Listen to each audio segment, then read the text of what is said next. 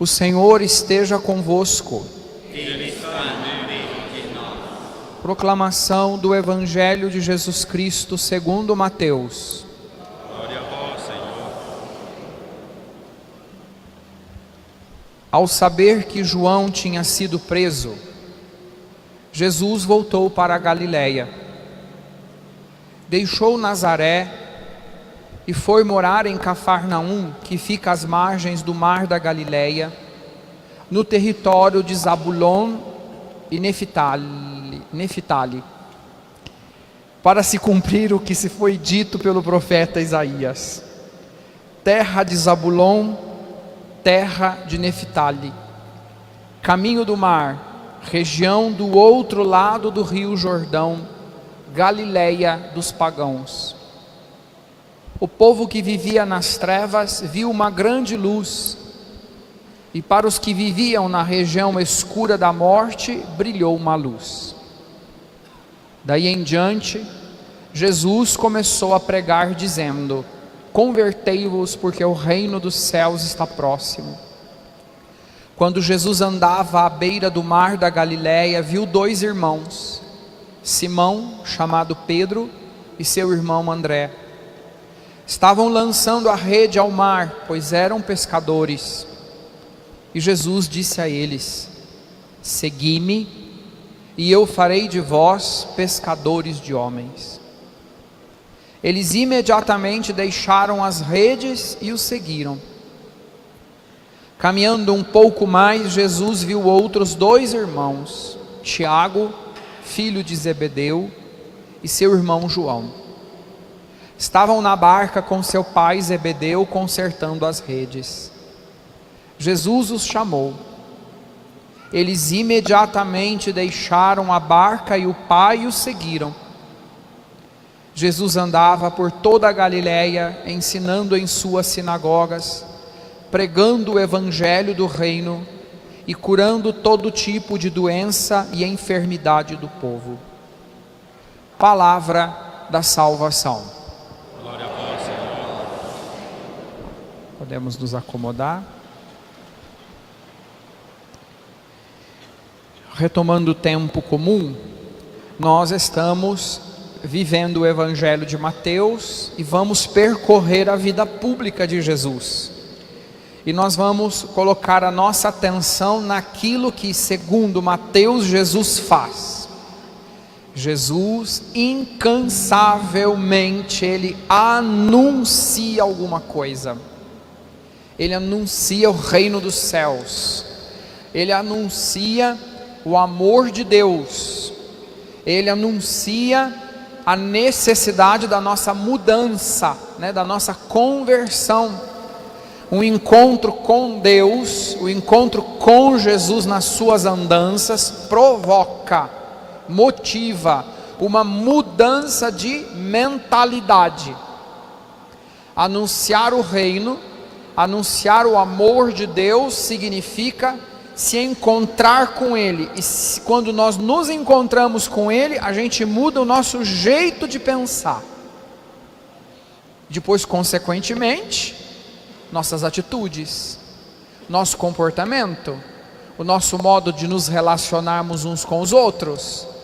Muda também o nosso jeito de fazer certas coisas, Nós faremos certas coisas movidos pelo amor de Deus, pelo encontro que a gente teve com Ele. Então, o encontro com este reino, o encontro com este amor, o encontro com este anúncio é uma mudança de vida. A gente vai perceber que a gente se encontrou, que tudo isso aconteceu na nossa vida, quando a gente mesmo começar a perceber que alguma coisa é diferente, está diferente. E é a gente que tem que perceber. Eu não faço coisas diferentes para que os outros percebam. Eu tenho que perceber, eu tenho que sentir algo diferente dentro do coração. É a partir daí que a gente então vai entender o que está escondido no anúncio do Evangelho de hoje, não é?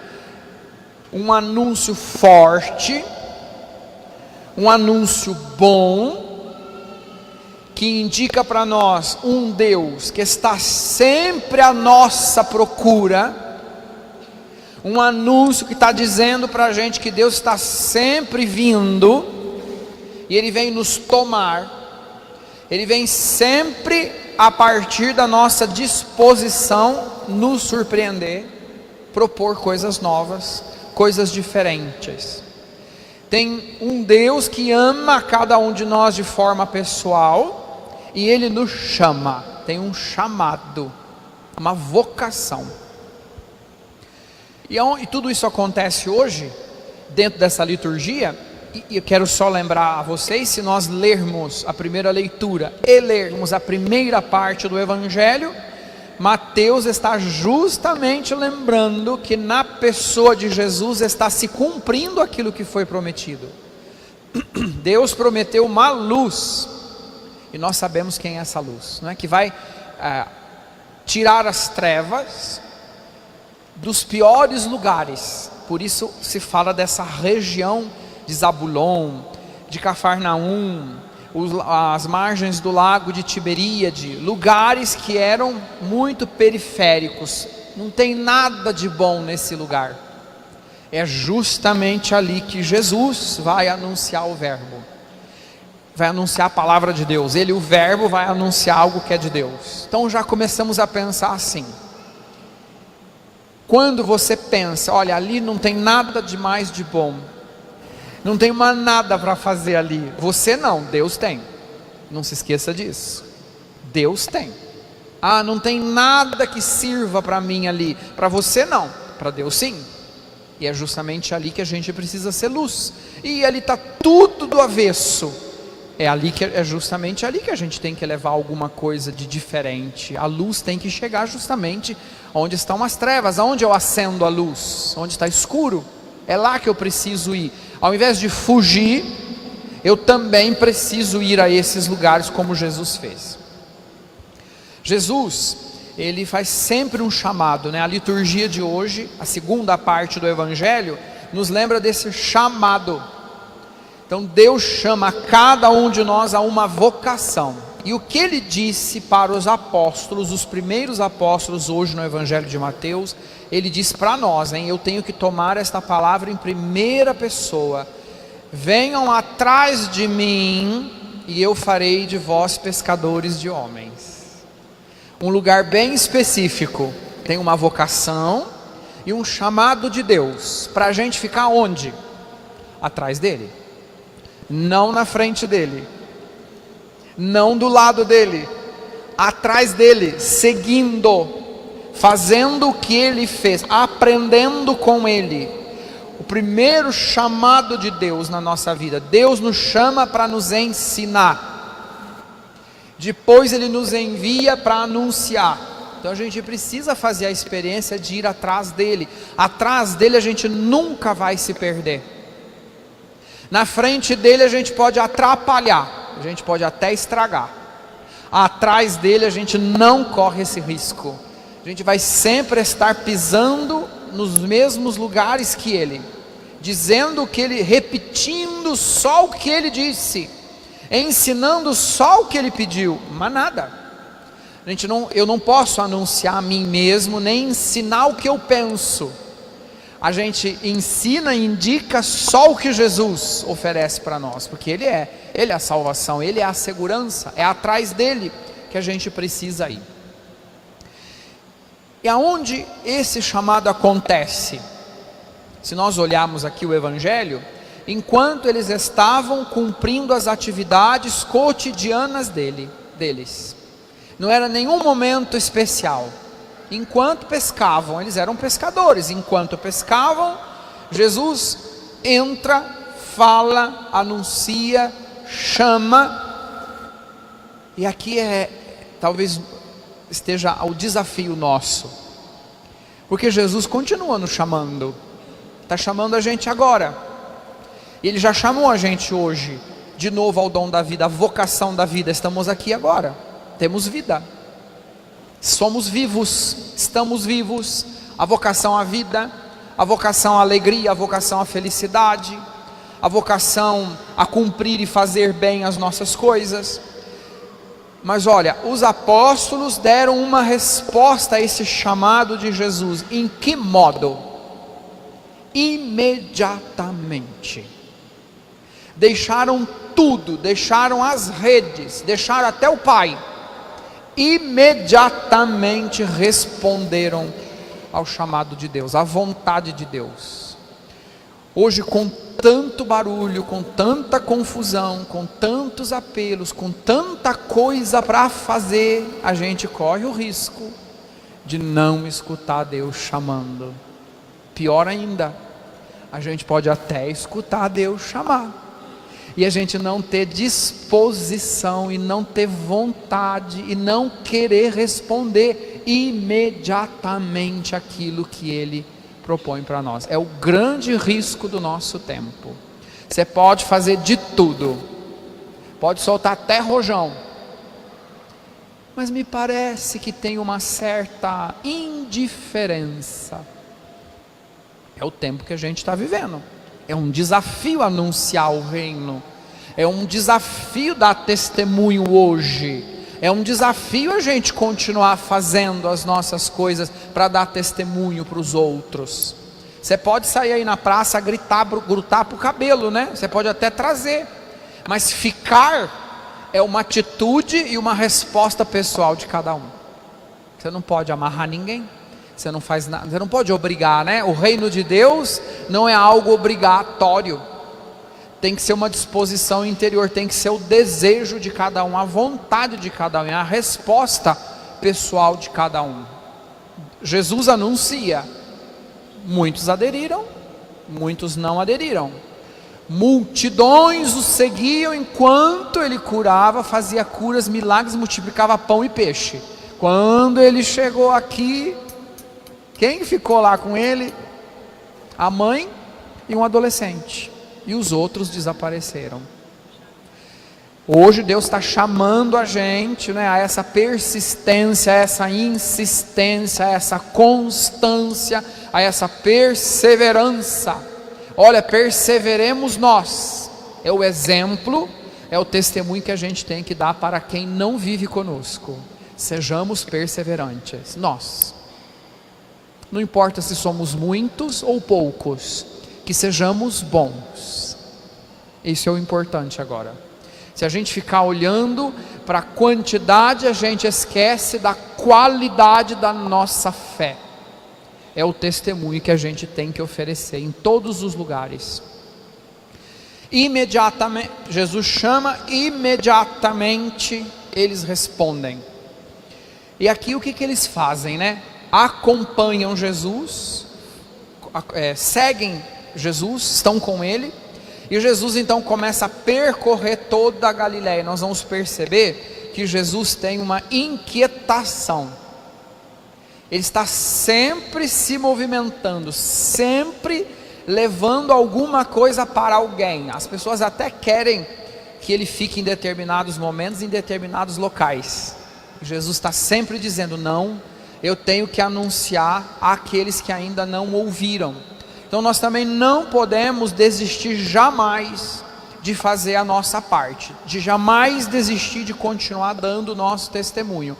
Não importa o que digam, não importa o que pensam, não importa aquilo que vemos, não importa aquilo que escutamos, nós temos que ter uma certeza, Deus me chamou, e eu tenho que dar uma resposta a esse chamado.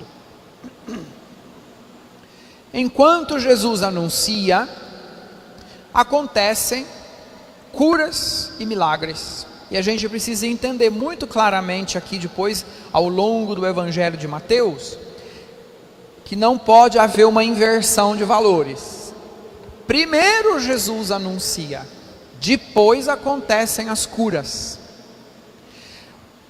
Nunca acontecem curas para que depois Jesus anuncie. Primeiro ele anuncia. As curas, os milagres, os prodígios acontecem depois do anúncio. É como se fosse assim o carimbo, né? A chancela do Pai, a partir daquilo que Jesus diz, para dizer, Ele é meu enviado, Ele é minha palavra, Ele é Deus. Cumpram o que Ele diz, façam o que Ele ensina. Como se Jesus pede e o Pai autentica. acontecem curas, milagres, prodígios. Nós também tantas vezes, não digo vocês, né? Mas a gente tem percebido esse afã. Acho que em todos os tempos um pouquinho tem isso, né? As pessoas procuram curas, milagres e prodígios, mas elas não procuram Jesus. Elas querem que aconteçam coisas maravilhosas na vida delas, mas elas não querem se converter. Elas não querem seguir Jesus, elas não querem acolher o anúncio, e nisso a gente também não pode se perder, a gente não pode se confundir. Primeiro o anúncio, depois a conversão da nossa vida, por consequência, Deus também cura a nossa vida, não só fisicamente, né? Não somos feitos só de carne, corpo, alma e espírito, né? Somos completos, e a gente tem que pedir que Deus cure tudo, e Deus também cura a gente quando a gente confessa nossos pecados, também cura a nossa vida, também cura a nossa existência, o interior, cura a nossa vida espiritual também, devolvendo-nos, né, o desejo, o vigor da oração, da adoração, da contemplação, da meditação da palavra, a gente entender e compreender o que Jesus está ensinando para nós. Então lembremos, para a gente concluir, que Deus, quando faz uma proposta para nós, Ele espera uma resposta nossa, e essa resposta é livre. Então Deus está sempre esperando também alguma coisa da gente. A gente sempre espera alguma coisa de Deus. De Deus a gente sempre quer alguma coisa, principalmente se for a nosso favor. Se for bom para nós, a gente está sempre esperando que Deus faça alguma coisa. Quando Deus não faz alguma coisa, parêntese, às vezes a gente até faz birra, a gente fica de mal dele, a gente briga com Deus. Vocês não, né? Tem gente que briga com Deus quando as coisas não saem do jeito que as pessoas querem. Fecha parêntese. Mas lembremos que Deus também espera alguma coisa da gente. É uma via de mão dupla. Nós esperamos algo de Deus, Deus também espera algo de nós.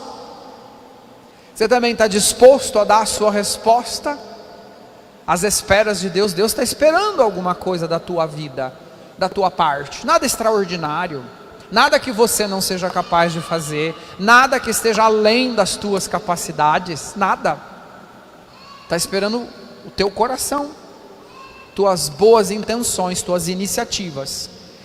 E nisso tudo está o fato que Deus nos escolhe, nos espera, porque Ele nos escolheu.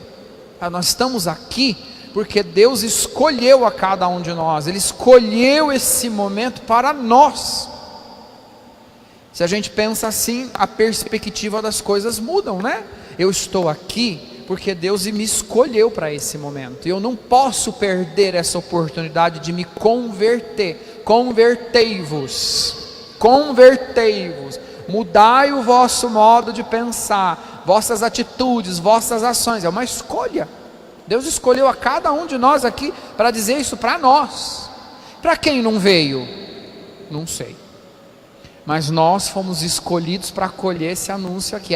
Nós precisávamos ouvir isso aqui hoje. Ele está esperando nossa resposta. Uma resposta que a gente dá de forma concreta, né, no tamanho da nossa vida, né, no tamanho da nossa convivência, no tamanho só das nossas possibilidades, nem mais e nem menos. Creio em Deus Pai Todo-Poderoso, Criador do céu e da terra,